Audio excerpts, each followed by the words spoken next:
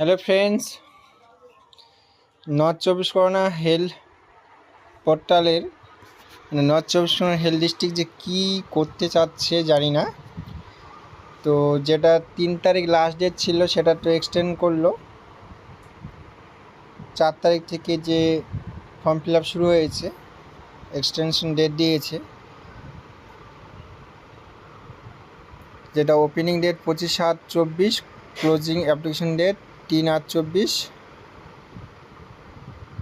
শুধুমাত্র download R log in অপশনটা দেখাচ্ছে, অর্থাৎ যেটা এক্সটেনশন করলো ডেট সেটা দেখাচ্ছে না। তো যারা যারা আগে ফর্ম ফিল আপ করেছিলে শুধুমাত্র তারাই ফর্মটা ডাউনলোড করতে পারবে বা সাবমিট করতে পারবে। এবার